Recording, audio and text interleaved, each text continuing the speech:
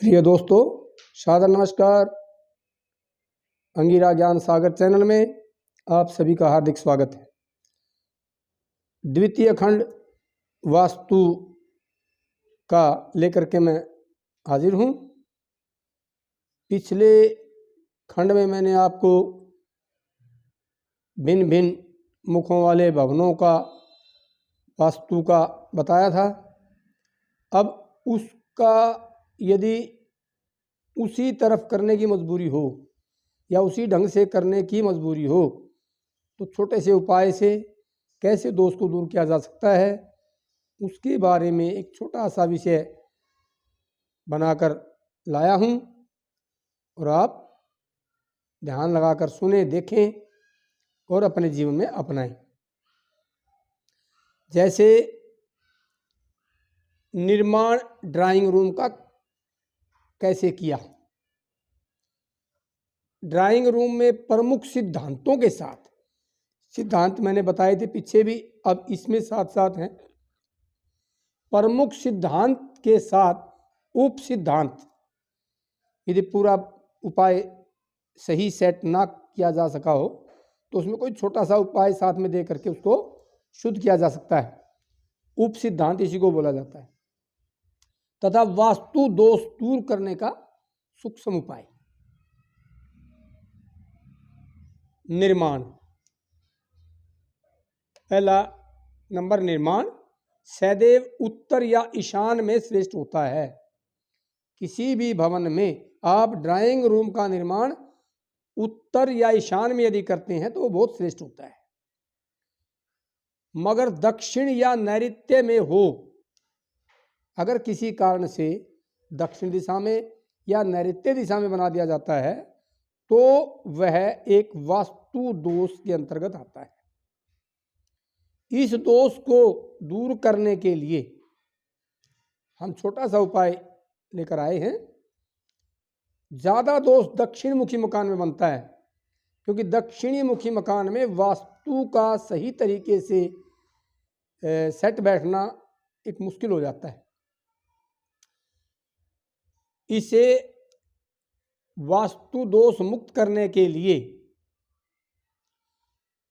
Room की वायव्य या उत्तर दिशा की दीवार पर, जो ड्राइंग रूम बना है उसकी उत्तर या वायव्य दिशा की दीवार पर एक बड़ा दर्पण लगवा दें, जिससे उसकी परछाई उस दर्पण में दिखती रहेगी तो यह वास्तु दोष मुक्त हो जाता है। ऐसा वास्तु को कारों का लिखा हुआ है, बताया हुआ है, जो मैंने आपके सामने बताया है। दूसरा उपद्वार, दूसरा उपाय एक और है कि इस द्वार के साथ एक उपद्वार भी लगाया जा सकता है। वो कैसे? पूर्व व उत्तर मुखी मकान में यदि ड्राइंग रूम का मुख्य द्वार ईशान कोण में ना हो सका हो किसी कारण से, ईशान में बहुत श्रेष्ठ होता है, यदि नहीं हो सका हो तो इसके निवारण के लिए, ये वास्तु दोष हो जाता है, इसके निवारण के लिए ईशान व उत्तर दिशा में एक उपद्वार बनाया जा सकता है। पिछली वीडियो में मैंने उपद्वार समझाया था। एक छोटा सा अन्य द्वार बना दिया जाता है जो एक खिड़की नुमा होता है, या उस द्वार से कुछ छोटा करके, उसको बोलते हैं उपद्वार। ये उपद्वार बनाने से भी ये दोष दूर हो जाता है। तीसरा नंबर, खिड़की व रोशनदान।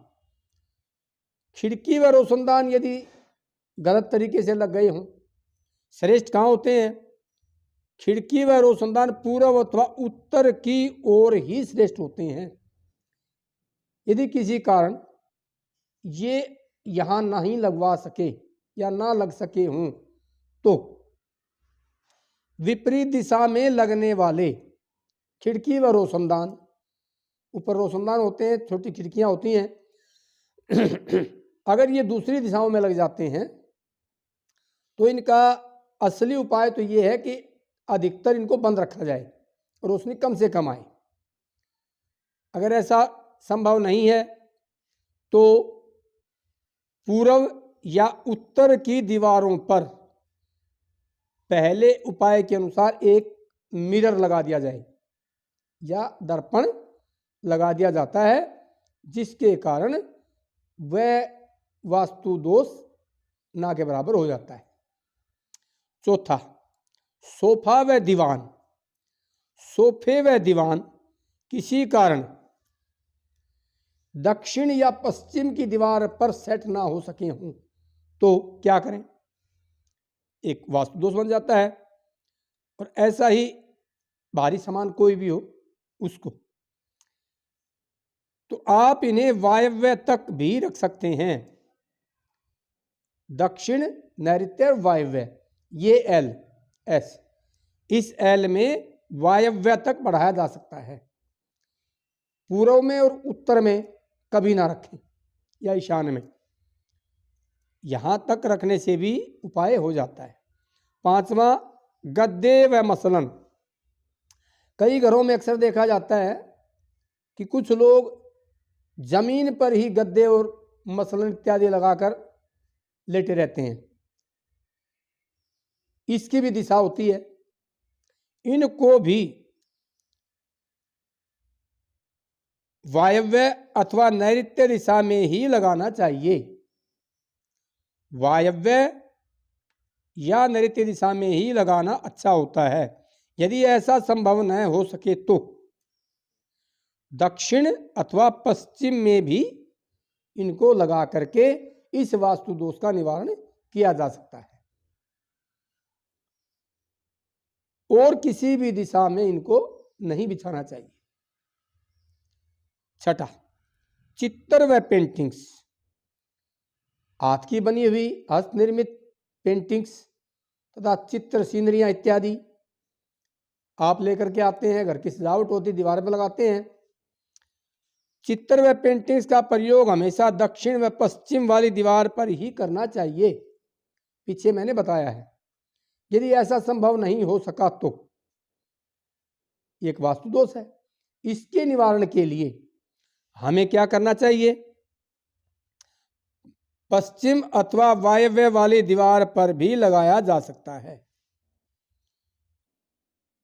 और चित्र हमेशा सकारात्मक ऊर्जा देने वाले ही लगाने चाहिए, जिनसे सकारात्मक ऊर्जा देखने में मिलती है। जैसे रेगिस्तान, कोई हत्या करता हुआ या युद्ध होता हुआ, हिंसा मारकाट होती हुई, या कैक्टस के पौधे, झाड़ झंखार या कांटेदार वृक्ष का कोई भी चित्र, या और अन्य आगजनी इत्यादि के भी होते हैं। ऐसी नकारात्मक ऊर्जा देने वाले चित्र या पेंटिंग्स कभी भी इस कमरे में, ड्राइंग रूम में नहीं लगाने चाहिए। और इसी प्रकार से हमें ये छोटे छोटे उपाय करके इन दोषों को दूर किया जा सकता है, करना चाहिए, और अपने भवन में हर प्रकार की खुशहाली लानी चाहिए। 7 number, centre table. Sofa set या दीवान ड्राइंग रूम में रखा होता है, उसके सामने जो आप टेबल रखते हैं वो सेंटर टेबल कहलाती है। वह हमेशा आयताकार या वर्गाकार ही होनी चाहिए। कई लोग गोल या त्रिभुजाकार टेबल रखते हैं, जो एक भयंकर वास्तु दोष उत्पन्न करती है। ऐसा कभी ना करें, केवल आयताकार या वर्गाकार ही रखनी चाहिए। इसके बाद नंबर आता है इसके नीचे बिछाने वाला कारपेट। ये बड़ा महत्व रखता है। वह कारपेट हमेशा गहरे रंग का होना चाहिए। गहरे रंग में जैसे गहरा नीला, गहरा लाल, गहरा भूरा या गहरा मैरून रंग का हो सकता है। ये बहुत उत्तम होते हैं और सकारात्मक ऊर्जा प्रदान करते हैं। 8 नंबर, इंडोर प्लांट्स। कई पौधे लगाने का प्रचलन है। उनमें अच्छे मनमोहक रंग बिरंगे पत्तियों वाले तथा सजावटी पौधे भी लगाए जा सकते हैं। कभी भी दूध वाले पौधे जिनमें दूध निकलता है, तोड़ने से दूध निकलता है, या कांटेदार पौधे या कैक्टस आदि कभी भी इस कमरे में नहीं लगाने चाहिए। रंग बिरंगी पत्ती वाले क्रोटन, मनी प्लांट्स, चीनी पत्ती आदि काफ़ी समय तक सुरक्षित रहने वाले पौधे होते हैं, आप इनको लगा सकते हैं। और भी सजावटी प्लांट्स बाज़ार में मिलते हैं, वो भी रखे जा सकते हैं सजावट के लिए। सजावटी रोशनी 9वां नंबर, सजाने के लिए आप रोशनी का इंतजाम करते हैं, रंग बिरंगे बल्ब लगाते हैं। उन्हें हमेशा आग्नेय कोण में ही लगाएं। और झूमर का प्रयोग भी प्रचलन में है। यदि आप भी झूमर लगाना चाहते हैं, लगाने जा रहे हैं, तो कोशिश करें झूमर पश्चिम की दीवार की तरफ ही लगे। सेंटर में या मध्य में कभी भी इस कमरे में झूमर नहीं लगाना चाहिए। यह एक बहुत बड़ा वास्तु दोष कारक हो जाता है, इस बात का विशेष ध्यान रखें। अब आता है 10वां नंबर, पूजा और डाइनिंग टेबल।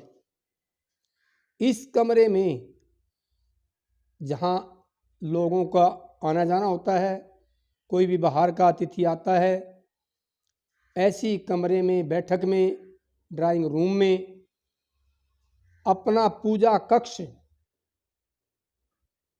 और डाइनिंग टेबल यानी खाने की टेबल कभी भी नहीं रखनी चाहिए। ना ही पूजा मंदिर बनाएं और ना खाने के लिए मेज वहां रखें। इससे क्या होता है, पूजा से आपको मिलने वाली सकारात्मक ऊर्जा, अच्छे विचार और डाइनिंग टेबल पर पूरा परिवार बैठ करके खाना खाता है, विचार विमर्श करते हैं, घर की बातें बतलाते हैं, वह अपनी निजी वार्ता या कहें तो घर की प्राइवेसी वो खत्म हो जाती है। इसलिए इस कमरे में कभी भी डाइनिंग टेबल या पूजा रूम कभी नहीं बनाना चाहिए।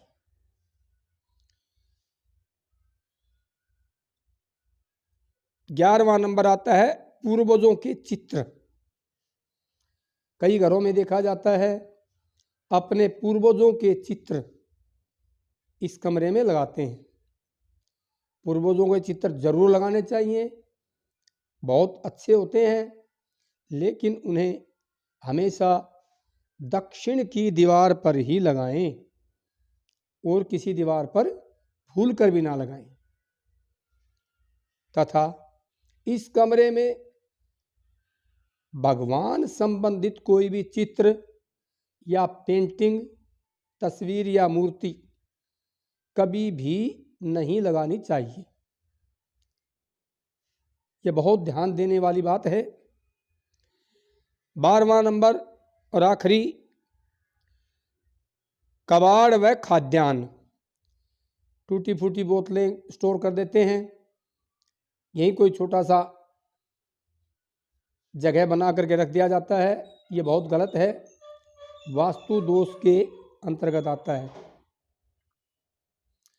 तथा खाद्यान्न जैसे गेहूं, दाल, अन्न इत्यादि रख दिया जाता है, यह भी वास्तु दोष के अंतर्गत आता है, क्योंकि कबाड़ में से और खाद्यान्न में से अजीब सी गंध निकलती रहती है, जो आने वाले मेहमान, अतिथि, प्यारा मित्र इनको प्रभावित करती है, जिसके कारण उनका मन मस्तिष्क थोड़ा सा ठनकेगा। इस कारण से इस जगह को बिल्कुल साफ सुथरी रखें, हल्की रखें सजावट करके रखें ताकि आने वाला हर आदमी आगंतुक खुश हो, प्रसन्न हो और समय गुजार के जाए। ये मैं कुछ चुन करके छोटे छोटे नियम, उपनियम, उपाय लेकर आया हूँ। आप इन्हें अच्छी तरह से अपने जीवन में उतारेंगे और जाने में अनजाने में हमारे से अपने भवन में बनाते समय या सजाते समय ये छोटी मोटी कमियां रह जाती हैं। इनको आप इस वीडियो को सुन करके ठीक करेंगे और अपने बच्चों के लिए, अपने भविष्य के लिए, उन्नति के लिए बाधा नहीं बनने देंगे। इसी के साथ मैं वास्तु ड्राइंग रूम में प्रमुख सिद्धांतों के साथ उप सिद्धांत और दोषों का सूक्ष्म सा निरूपण मैंने किया और इस विषय को विश्राम देता हूँ। आप सभी से पुनः अनुरोध करता हूँ कि वीडियो को कृपया लाइक, सब्सक्राइब अवश्य किया करें ताकि हर नोटिफिकेशन आपके पास आसानी से पहुंचता रहे। नए भाई बहनों के लिए वीडियो देखने का और जितने भी प्यारे दर्शक हैं उन सभी का बारंबार धन्यवाद। इसके साथ आज्ञा लेता हूं। नमस्कार।